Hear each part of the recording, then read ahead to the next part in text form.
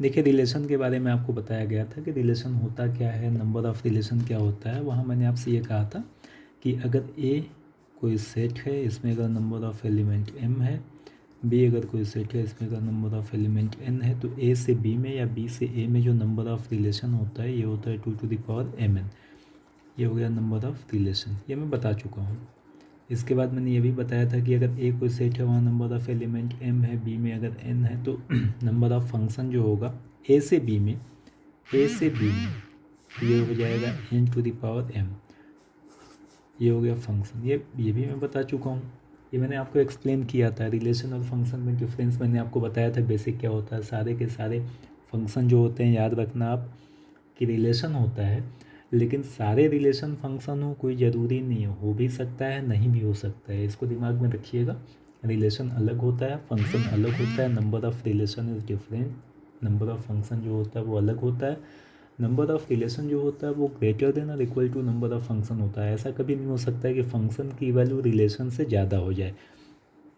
ये इतने रिलेशन हो गए, इतने फंक्शन हो गए। मैंने आपसे कहा कि रिलेशन जो होता है वो हमेशा फंक्शन से ज़्यादा होता है या इक्वल होता है।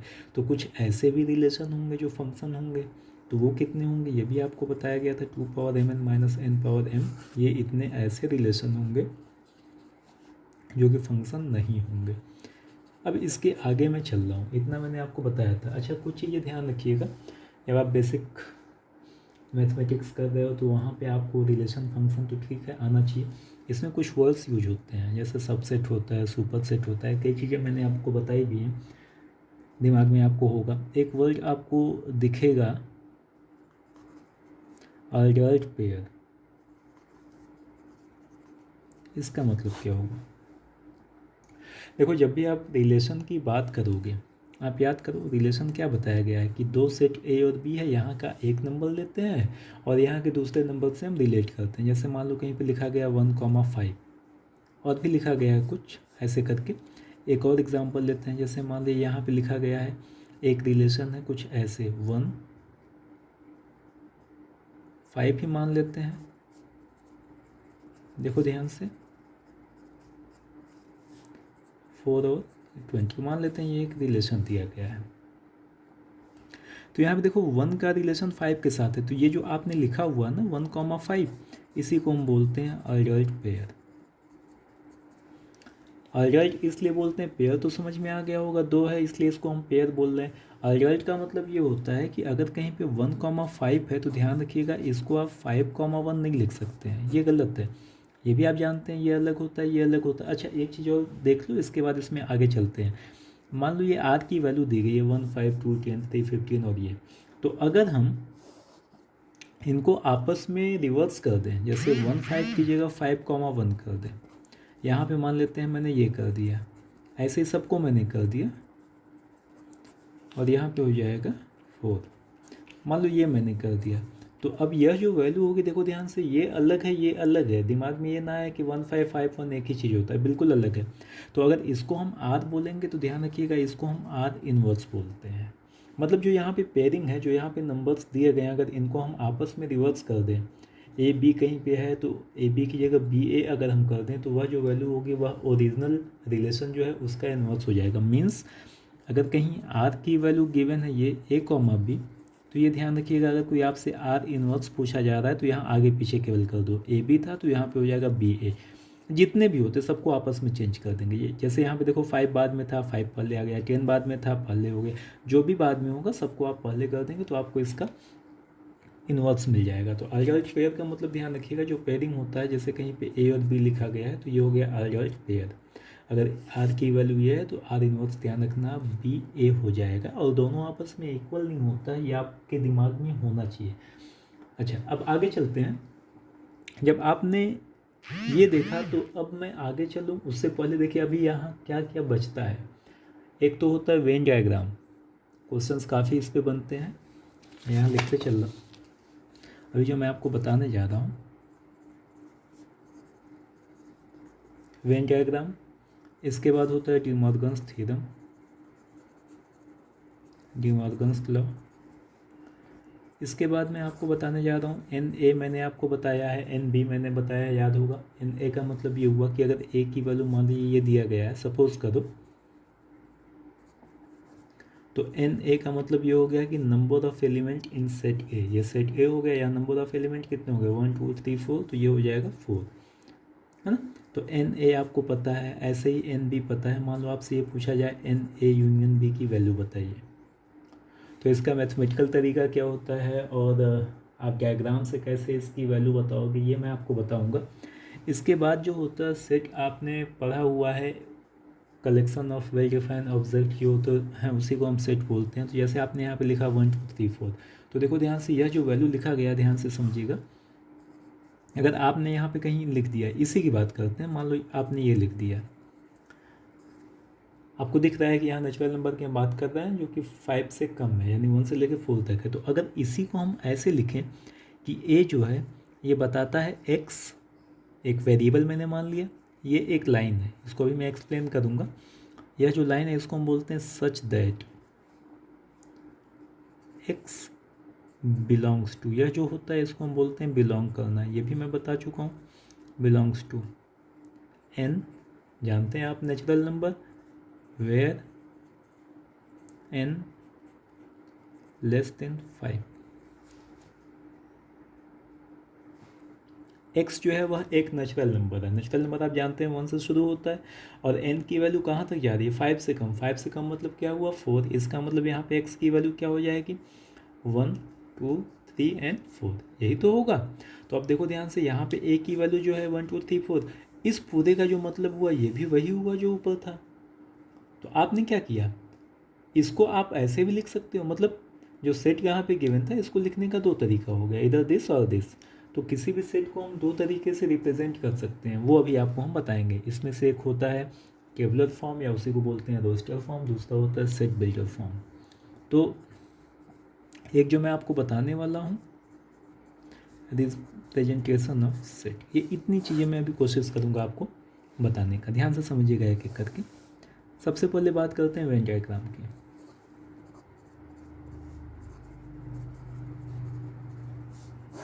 क्या होता है देखो, समझिएगा ध्यान से। मान लेते हैं ए है कोई सेट, ये मैंने लिख दिया, और एक यू अगर आपको याद हो तो यू बताया गया था यूनिवर्सल सेट।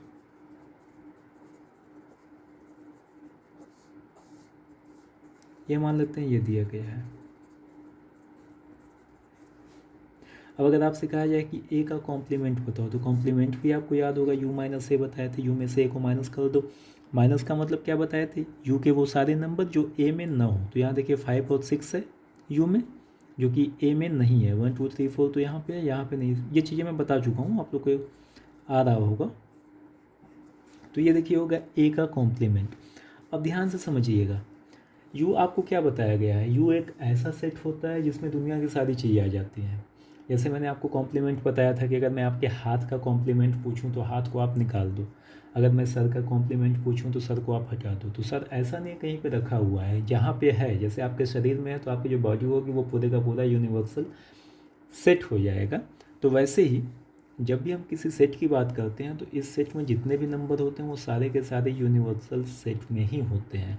तो जब हम डायग्राम से यूनिवर्सल सेट को हम रिप्रेजेंट करते हैं तो ये कुछ ऐसे होता है, एक हम ऐसे बॉक्स बना देते हैं, ये जो बॉक्स होता है इसको हम बोलते हैं यू मतलब यूनिवर्सल सेट। तो जब भी आपको यूनिवर्सल सेट बनाना हो आप सिंपल एक बॉक्स बना दो, एक रेक्टेंगुलर बॉक्स बना दो। अब यहाँ पे देखो ए दिया गया है, ए की वैल्यू यहाँ पे 1 2 3 4, समझिएगा ध्यान से। जो सेट होता है ध्यान रखना, उसको हमेशा हम सर्कल के फॉर्म में शो करते हैं। ये हो गया ए, यहाँ पे इसकी वैल्यू है 1 2 3 4। इसका मतलब ये है कि 5 6 जो होगा वो ए में तो नहीं है, क्योंकि ए में केवल यही 4 नंबर है। तो 5 6 कहीं यू में है तो यू में बना देते हैं। ध्यान रखिएगा ए जो है वह भी यू में है, लेकिन यहाँ 5 और 6 नहीं है ए में, तो मान लेते हैं यहाँ पे 5 हो गया और कहीं पे 6 मान लेते हैं। अब अगर आपसे कहा जाए ए, तो ए का मतलब देखो ध्यान से ये वाला पोर्शन हो गया, ये है ना। अगर आपसे कहा जाए कि ए का कॉम्प्लीमेंट क्या बताया गया, जिसका कॉम्प्लीमेंट पूछा जा रहा है उसको निकाल दो, इसका मतलब ये हुआ कि इस फिगर में से इस वाले पोर्शन को आप निकाल दोगे, है ना। तो बचा कौन सा फिगर, यह जो फिगर बचा ये वाला जो मैं बना रहा हूँ अभी, ये हो जाएगा ए का कॉम्प्लीमेंट। इसमें 5 और 6 आया हुआ है। तो यह जो रिप्रेजेंट करने का तरीका होता है, इसी को ध्यान रखिएगा, हम बोलते हैं वेन डायग्राम। ओके, अब देखो ध्यान से, जैसे मान लो मैंने एक यहाँ पे यूनिवर्सल सेट बनाया, मैंने एक सेट यहाँ पे बनाया, ए मान लेते हैं, एक दूसरा सेट मैंने बनाया, बी मान लेते हैं। अगर मैं इस पोर्शन की बात करूँ आपसे, ये वाला पोर्शन, तो यह जो पोर्शन है ये देखो ध्यान से, ये ए में भी है यहाँ से यहाँ तक, ये तो ये पूरा है, तो ये वाला पोर्शन ए में भी है और ये वाला पोर्शन जो है वो बी में भी है, ए में भी है और बी में भी है। इसका मतलब यह है कि यह जो पोर्शन है ए और बी दोनों में कॉमन है। तो ए और बी, और का मतलब आपको याद होगा इंटरसेक्शन होता है, कॉमन का मतलब यही बताया गया है। तो यह जो पोर्शन होगा ये ए इंटरसेक्शन बी हो जाएगा। तो एक चीज़ तो हमेशा आप ध्यान रखना कि अगर दो सेट वेन डायग्राम के थ्रू बता दें एक दूसरे को अगर कहीं इंटरसेक्ट करते हैं तो जो इंटरसेक्शन वाला पार्ट होता है वह कॉमन होता है। कॉमन का मतलब ये वाला होता है।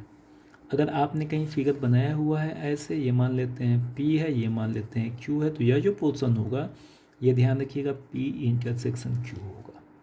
अगर कॉमन नहीं है, अगर कट नहीं कर रहा है तो इंटरसेक्शन का पोर्शन नहीं होगा।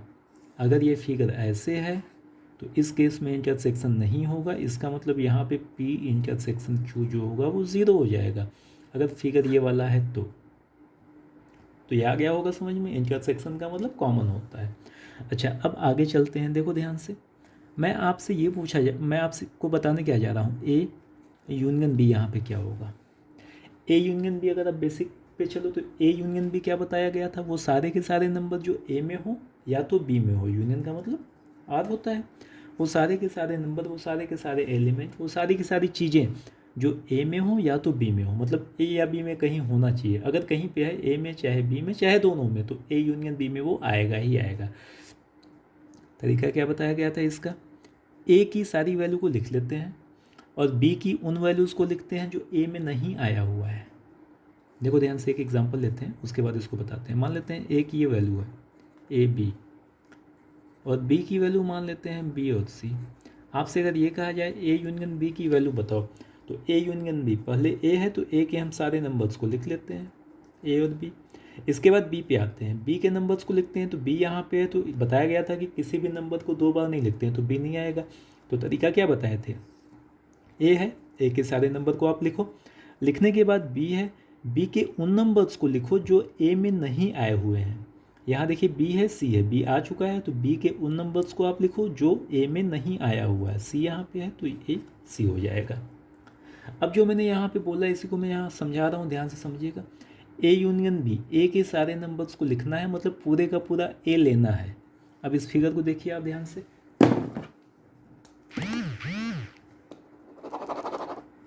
देखो ध्यान से, यहाँ मैं ए का पूरा पोर्शन ले रहा हूँ,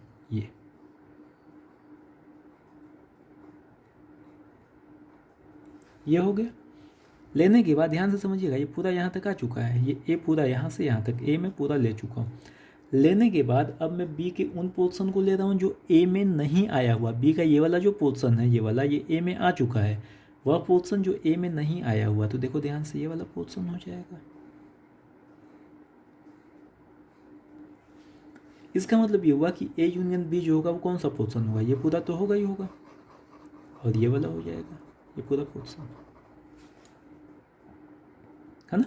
इसका मतलब ये हुआ, देखो यहाँ ज़्यादा क्लियर होगा कि अगर मैं आपसे कहूँ कि ए यूनियन बी को यहाँ से हटा दूँ, तो हटाने के बाद जो फिगर बनेगा ये देखो ध्यान से कुछ ऐसे बनेगा, ये यहाँ से लेके वहाँ तक, और इसके बाद यहाँ से लेके यहाँ तक, यानी इसके बाद यहाँ से लेके यहाँ तक, ये वाला तो पोर्शन है ए यूनियन बी, तो ये ए यूनियन बी हो जाएगा। अगर इसको हम कट करके निकाल देंगे तो ये हो जाएगा ए यूनियन बी का कॉम्प्लीमेंट। तो यह जो रिप्रेजेंट करने का तरीका होता है इसी को हम बोलते हैं वेन डायग्राम।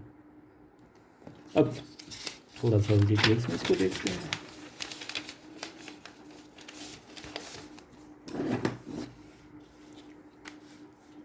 देखिए एक एग्जांपल ले रहे हैं, ध्यान से समझिएगा। मान लेते हैं कि ए और बी दो सेट है। ए जो है ये हैं जो कि कॉफ़ी पीते हैं, या मान लेते हैं ये हिंदी न्यूज़पेपर पढ़ते हैं।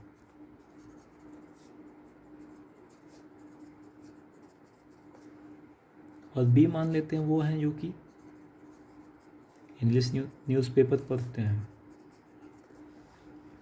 मैं ये बोल रहा हूँ कि ए वो सारे नंबर्स हैं, वो सारे मेंबर्स हैं, ए कोई सेट है, उसमें उन सारे मेंबर्स को रखते हैं हम जो कि केवल हिंदी न्यूज़पेपर पढ़ते हैं।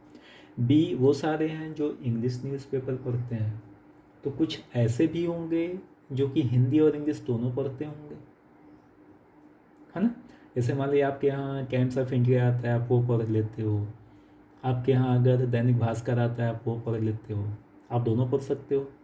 अगर आपको मान लीजिए कहा जाए कि कोई एक मंगवाना है, आपको इंग्लिश ज़्यादा अच्छी लगती है, आप टाइम्स ऑफ इंडिया मंगवा लो। अगर आपको हिंदी ज़्यादा अच्छी लगती है, आप दैनिक भास्कर या दैनिक कोई भी पेपर मंगवा लो हिंदी में। तो आप दोनों पढ़ सकते हो। लेकिन कुछ लोग ऐसे भी होते हैं जिनको इंग्लिश नहीं आती है, वो केवल हिंदी न्यूज़पेपर ही पढ़ेंगे। कुछ ऐसे भी होते हैं जिनको इंग्लिश के अलावा कुछ नहीं आता है, वो केवल इंग्लिश पेपर ही पढ़ेंगे। आप किसी अंग्रेज को हिंदी पेपर पकड़ा दो, कोई फ़ायदा नहीं है उसको। तो हर तरह के लोग होते हैं, कुछ केवल हिंदी जानते हैं, कुछ केवल इंग्लिश जानते हैं, कुछ ऐसे भी होते हैं जो हिंदी और इंग्लिश दोनों जानते हैं। तो यहाँ पे देखो मैं वही समझा रहा हूँ आपको वेन डायग्राम से। ए हिंदी न्यूज़पेपर पढ़ने वाले हैं, 5, 7, 10 जो भी हैं। बी जो है वह इंग्लिश न्यूज़पेपर पढ़ने वाले हैं। अब अगर इसको मैं वेन डायग्राम से देखो अगर रिप्रेजेंट करूँ तो ये देखो कुछ ऐसे हो गया। A number of element, n A यहाँ इसलिए लिखे हैं क्योंकि नंबर ऑफ पर्सन जो कि केवल हिंदी न्यूज़पेपर पढ़ते हैं। बी में भी कुछ होंगे, ये मान लेते हैं एन बी है, ये वो हैं जो कि इंग्लिश न्यूज़पेपर पढ़ते हैं। कुछ ऐसे भी होंगे जो कि दोनों पढ़ते हैं। अब देखो ध्यान से, हिंदी न्यूज़पेपर मान लेते हैं पढ़ने वाले एक्स थे, इंग्लिश न्यूज़पेपर मान लेते हैं पढ़ने वाले वाई थे। जो दोनों पढ़ने वाले थे बोथ न्यूज़पेपर मान लेते हैं ये सेट थे। तो अब अगर इन सबको यहाँ पे लिखना हो तो देखो हम कैसे लिखेंगे। जब भी वेन डायग्राम में लिखना होता है ना, सबसे पहला काम हम करते हैं कि यहाँ पे हम जो दोनों में है, जो कॉमन है, पहले हम उसको फिलअप करते हैं। हिंदी और इंग्लिश दोनों पढ़ने वाले यहाँ कितने हैं? जेड। तो देखो हिंदी और इंग्लिश ये वाला पोर्शन तो है कॉमन, ए इंटरसेक्शन बी, ये कितने हो गए यहाँ पे? जेड हो गए। ओके, हिंदी पढ़ने वाले कितने थे? एक्स। हिंदी का मतलब देखो क्या हुआ, यहाँ से लेके यहाँ तक पढ़ने वाले कितने हैं? एक्स हैं। तो अब अगर हम यहाँ पे एक्स लिखेंगे तो अब देखो गलत हो जाएगा। गलत क्या होगा? हिंदी पढ़ने वाले अब कितने हो गए यहाँ से यहाँ तक? एक्स, और ये भी तो है जेड, क्योंकि हिंदी तो ये पूरा यहाँ से यहाँ तक है। तो हिंदी पढ़ने वाले अब हो गए एक्स प्लस जेड। होने कितने चाहिए? एक्स। तो हम लिखेंगे क्या? जो कॉमन वाला पोर्शन था, जो दोनों पढ़ने वाले हैं, उसको आपने यहाँ लिखा, इसको आप एक्स में से माइनस कर दो, एक्स माइनस जेड। समझ में आ गया होगा। अब देखो ध्यान से, हिंदी पढ़ने वाले कितने हो गए? एक्स माइनस जेड, ये और ये भी तो हैं, हिंदी वाले यहाँ से लेकर यहाँ तक हैं। तो प्लस में अगर हम जेड कर दें तो ये देखिए कैंसिल हो गया, ये एक्स हो गया, हिंदी पढ़ने वाले आ गए एक्स। ठीक है, तो अब हिंदी पढ़ने वाले इतने हो गए। अगर आपसे ये पूछा जाए कि केवल हिंदी पढ़ने वाले कितने हैं, बी क्या है? इंग्लिश पढ़ने वाले, तो ये जो जेड है ये हिंदी भी जानते हैं और इंग्लिश भी जानते हैं। यह जो वैल्यू है ये केवल हिंदी पढ़ने वाले हैं। तो क्वेश्चन में देखो, अगर ये पूछा जाए कि हाउ मेनी पर्सन या हाउ मेनी पब्लिक या हाउ मेनी स्टूडेंट केवल हिंदी पढ़ते हैं, केवल हिंदी पढ़ते हैं, अगर बोला जाए ओनली हिंदी, तो आपका आंसर होगा एक्स माइनस जेड। अगर कहा जाता है कि हिंदी पढ़ने वाले कितने हैं, तो वो तो दिया गया है यहाँ पे एक्स। ऐसे ही इंग्लिश पढ़ने वाले कितने हैं? वाई। इंग्लिश का मतलब यहाँ से लेके यहाँ तक, ये पूरा वाई हो गया। तो जेड तो आप पहले ही लिख चुके हो। तो अब केवल इंग्लिश पढ़ने वाले कितने होंगे? वाई माइनस जेड होंगे। तो वाई माइनस जेड हो जाएंगे वो सारी पब्लिक, वो सारे पर्सन जो कि केवल इंग्लिश पढ़ते हैं, और इंग्लिश पढ़ने वाले अगर पूछा जाए तो वाई हो गया। अब आपसे ये पूछा जाए कि कुल कितने पर्सन हैं, कुल कितने पर्सन है, मतलब यहाँ से लेके यहाँ तक कुल कितने पर्सन होंगे। तो अभी आपको बताए थे, इसको हम क्या बोलते हैं? A union B. अभी यहाँ पे हम समझा रहे थे आपको ये चीज़। ये होता है ए यूनियन बी, ये पूरा से यहाँ तक। अब आपसे पूछा जा रहा है number of person in A union B. Number of person means A हम लिख देते हैं एन। तो ये देखो कितना हो जाएगा, X minus Z plus Z plus Y minus Z. X minus Z जो यहाँ पे दिख रहा है उसको प्लस कर दिए, X minus Z plus Y minus Z. अब देखिए यहाँ जेड कैंसिल हो गया, ये कितना आ गया, X plus Y minus Z. अब एक्स का मतलब क्या हुआ, हिंदी पढ़ने वाले, इसको हम बोल सकते हैं N A, number of person in set A, इसको एक्स आपने बोला हुआ है। वाई क्या है, इंग्लिश पढ़ने वाले, इसको हम लिख सकते हैं N B plus N B हो गया, माइनस जेड क्या है, दोनों पढ़ने वाले, दोनों का मतलब ये होगा, ये मतलब ए इंटरसेक्शन बी। तो यहाँ पे क्या आ जाएगा, एन ए इंटरसेक्शन बी, और ये वैल्यू किसकी आई, एन ए यूनियन बी की। तो ये ध्यान रखिएगा, ये मैथमेटिकल फार्मूला आपको मिल गया, n A union B is equals to n A plus N B minus n A intersection B. Question solve करने के दो तरीके हैं, या तो आप इस फार्मूले का यूज़ कर लो, या तो आप ये डायग्राम का यूज़ कर लो। दोनों का एक ही मतलब होता है, आंसर दोनों से आएगा। कंसेप्ट आपके दोनों क्लियर होने चाहिए, जो आपको इजी लगे, जो आपको सिंपल लगे, जो आपको लगता है कि कम टाइम में हो जाएगा, उसको आप अप्लाई कर दीजिए। ओके, एक क्वेश्चन आपको इस पर मैं कराता हूँ। अच्छा, यहाँ जरूरी नहीं ए और बी दो ही हों, ए बी के अलावा एक तीसरा सेट सी भी आप मान सकते हो। आपके बुक में क्वेश्चन उस पर भी मिल जाएंगे, उसका मैं फार्मूला भी आपको बता देता हूँ इसी फॉर्म में क्या होता है। लेकिन पहले एक क्वेश्चन देखते हैं, इसी क्वेश्चन की बात करते हैं। इसको थोड़ा सा एक फॉर्म में मैं आपको दे रहा हूँ। इन सोसाइटी या हॉस्टल कर देते हैं, 53% use Hindi newspaper, 39 English newspaper and 18 both newspaper. ठीक है, कोई हॉस्टल है, यहाँ पे इतने पर्सन जो है, पर्सन या स्टूडेंट आप बोल दो, ज़्यादा बेटर है अगर हॉस्टल की बात कर रहे हो तो। हिंदी न्यूज़पेपर पढ़ते हैं, 39 इंग्लिश, और 18 जो है वो दोनों पढ़ते हैं। If every student read at least one newspaper, मतलब कोई ऐसा नहीं जो न पढ़े, then how many students are there। Question देखिए, ये कह रहा है कि एक हॉस्टल है, वहाँ पे 53 ऐसे बच्चे हैं जो कि हिंदी न्यूज़पेपर पढ़ते हैं, 39 हैं जो इंग्लिश पढ़ते हैं, और 18 ऐसे हैं जो दोनों पढ़ते हैं। सारे बच्चे कोई ना कोई न्यूज़पेपर पढ़ते हैं। तो आपसे पूछा जा रहा है कि वहाँ पे हॉस्टल में कुल कितने बच्चे हैं। समझिए ध्यान से, हिंदी न्यूज़पेपर पढ़ने वाले को अगर मैं ए बोलूँ या एच बोल देता हूँ, तो नंबर ऑफ़ स्टूडेंट जो कि हिंदी पढ़ते हैं, एच फॉर हिंदी, हिंदी पढ़ने वाले नंबर कितनी है यहाँ पे, 53 है। ये पहला तरीका मैं आपको बता रहा हूँ। इंग्लिश पढ़ने वाले कितने हैं, दिया गया है 39 है, और दोनों पढ़ने वाले कितने हैं, 18 है। दोनों मतलब हिंदी और इंग्लिश, ध्यान से समझिएगा। तो दोनों का मतलब हो गया हिंदी, और मतलब इंटरसेक्शन इंग्लिश, ये हो गए 18। तो अब आपसे पूछा ये जा रहा है कि कुल कितने बंदे हैं। सारे के सारे बच्चे या तो हिंदी या तो इंग्लिश पढ़ रहे हैं, तो कुल कितने बच्चे होंगे, वो सारे बच्चे होंगे जो हिंदी पढ़ते होंगे या तो इंग्लिश पढ़ते होंगे। हिंदी या इंग्लिश पढ़ने वाले जो हैं वही सारे के सारे स्टूडेंट हो जाएंगे, यही आपसे पूछा जा रहा है। तो आपसे बेसिकली NH यूनियन E की बात कर रहा है। फार्मूला भी आपको बताए थे, ये हो जाएगा NH प्लस NE माइनस दोनों का इंटरसेक्शन H इंटरसेक्शन E।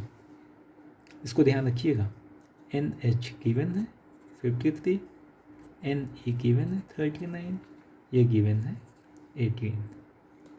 ठीक है, तो ये कितना हो गया 74। तो हिंदी या इंग्लिश पढ़ने वाले कुल इतने बच्चे हो गए। इसका मतलब ये हुआ कि उस हॉस्टल में इतने बच्चे हैं। कैलकुलेशन देख लीजिएगा। अब इसी क्वेश्चन को देखो, ये तो आपने मैथमेटिकल वे में सॉल्व किया। अब अगर मैं इसी क्वेश्चन की बात करूं वेन डायग्राम से सॉल्व करने का, तो देखो इसको हम वेन डायग्राम से कैसे सॉल्व करते हैं। यहाँ एक हम यूनिवर्सल सेट बनाते हैं, ये U। यहाँ हिंदी आपको दिखाना है, हिंदी हो गया NH। इंग्लिश आपको दिखाना है, इंग्लिश हो गया NE। ये दोनों आपको दिखाना है, ये क्या हो गया H इंटरसेक्शन E। ध्यान रखिएगा, जब आप वेन डायग्राम की बात करोगे ना, तो सबसे पहले हम शुरू करते हैं इंटरसेक्शन पोर्शन से। हिंदी वाले कितने हैं 53, इंग्लिश वाले हैं 39, और दोनों वाले जो हैं ये हैं 18। यही तो था 39 और 18 ये है। तो सबसे पहला काम हम करते हैं जो दोनों वाले हैं NH इंटरसेक्शन E कितने हैं 18 है, तो यहाँ पे इसको हम रख देते हैं 18।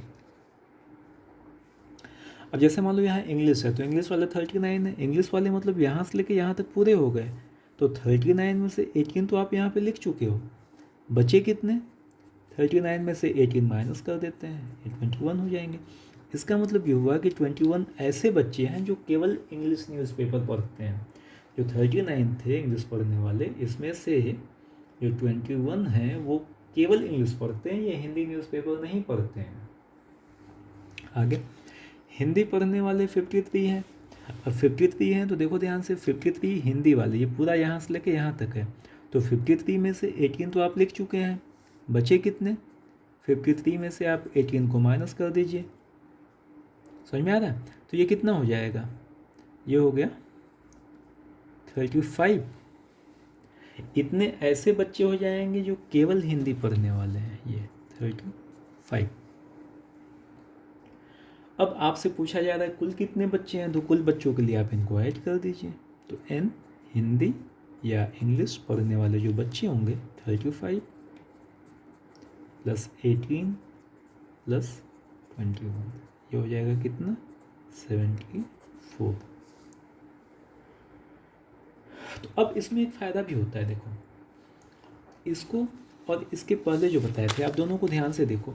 अगर इसमें आपसे ये पूछा जाए कि केवल हिंदी पढ़ने वाले कितने हैं, आपने इस फॉर्मूले का यूज़ किया। आपसे अगर ये पूछा जाए how many students are there which या who read only Hindi newspaper, केवल हिंदी न्यूज़पेपर पढ़ने वाले कितने हैं, तो आप यहाँ से नहीं बता पाओगे। लेकिन आप यहाँ से बता दोगे 35 ऐसे हैं जो केवल हिंदी पढ़ने वाले हैं, 21 ऐसे हैं जो केवल इंग्लिश पढ़ने वाले हैं, और 18 ऐसे हैं जो कि हिंदी और इंग्लिश दोनों पढ़ने वाले हैं। तो यह जो फिगर है इसी को हम बोलते हैं वेन डायग्राम। आप किसी भी क्वेश्चन को या तो वेन डायग्राम से सॉल्व करो या तो आप फार्मूले का यूज़ कर दो। फार्मूला जो यहाँ पे बताया है दोनों से आंसर आएगा। वेन डायग्राम थोड़ा सिंपल होता है, कैलकुलेशन कम है, इसलिए गलत होने के चांसेस कम होते हैं। बाकी आपको जो ईजी लगे आप करो।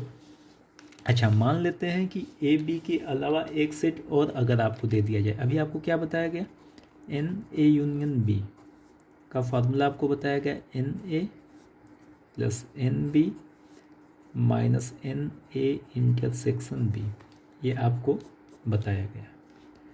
अब अगर ए बी के अलावा एक हम और ले लें, A union B union C. अच्छा, इसमें एक लाइन और देखो ध्यान से, इसको याद करने का तरीका हालांकि सिंपल है, याद हो जाता है। यहाँ देखिए एक एक को प्लस करते हैं, दो को माइनस किए हैं, सिंगल को प्लस किए हैं, डबल को माइनस करते हैं। तो जब यहाँ 3 में आएंगे तो इसका कंसेप्ट केवल ये होता है कि एक एक को प्लस करेंगे, दो दो को माइनस करेंगे, तीन तीन को प्लस करेंगे, मतलब प्लस माइनस करते जाएंगे। सिंगल को प्लस करेंगे, चूँकि यहाँ 2 तक था तो 2 ही हुआ, यहाँ 3 है तो 1 का कॉम्बिनेशन बनेगा, 2 का बनेगा, 3 का बनेगा। तो एक एक को प्लस करेंगे, दो दो को माइनस करेंगे, तीन तीन को प्लस करेंगे, प्लस माइनस प्लस। और एक चीज़ और ध्यान रखिएगा, अगर यहाँ पे यूनियन है तो इधर कहीं यूनियन नहीं आएगा, यहाँ पे हमेशा इंटरसेक्शन आएगा। मीन्स इसका जो फार्मूला होगा ये कुछ ऐसे होगा, एन ए अलग अलग करें plus N B plus n C, एक एक को आपने प्लस कर दिया। दो दो का जो कॉम्बिनेशन बनेगा उसको हम माइनस करेंगे, सिंगल का और कोई कॉम्बिनेशन नहीं होगा, ए था, बी था, सी था, तीनों को आपने लिख लिया। अब दो दो का कॉम्बिनेशन बनाते हैं माइनस के साथ, माइनस ए और बी का combination, n A intersection B, ध्यान रखिएगा यूनियन कहीं नहीं आएगा, ए और बी का कॉम्बिनेशन हो गया, माइनस बी और सी का कॉम्बिनेशन बना लेते हैं, N B intersection C, minus n C intersection ए।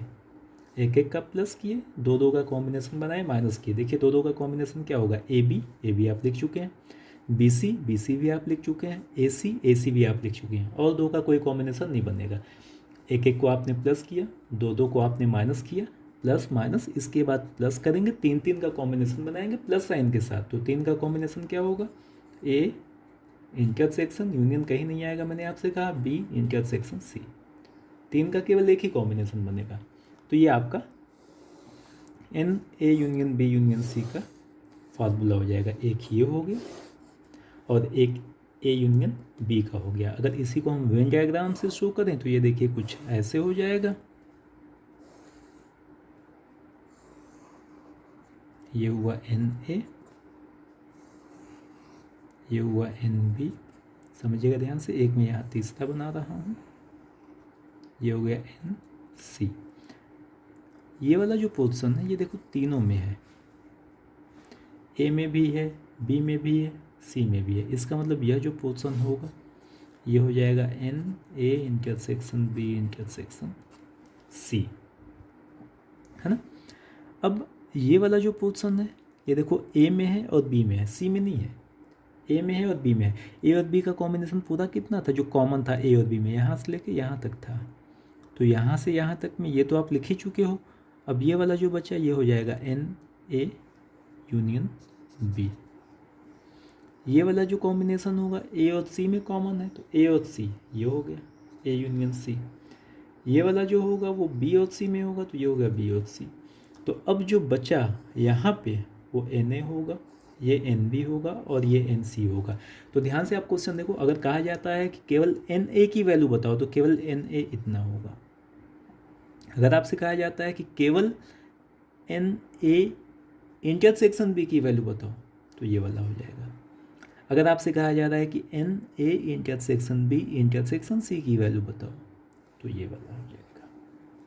तो आपकी बुक में अगर मैं गलत नहीं हूँ तो ये 1.6 एनसीईआरटी में इस पे बेस क्वेश्चंस दिए गए हैं, 8-10 होंगे, इसको आप कर जाइएगा। अगर इसमें कोई प्रॉब्लम होती है तो पूछिए। ये आपका वेन डायग्राम था, इसी पे बेस डी मॉर्गन्स लॉ होता है, बाकी हो नहीं पाया उसको मैं आगे बताऊंगा। इसको आप करो, अगर कोई प्रॉब्लम होती है तो इसमें आप पूछिए। और एक चीज़ और जरूर बोलूँगा कि आप रिवीजन करते चलिए। अगर आप रिवीजन नहीं करोगे तो आज आपको ये इजी लगेगा, 2 दिन बाद आप भूल जाएंगे। तो जितना हो सके आप पढ़ाई के साथ साथ रिवीजन भी करते रहिए। Thank you.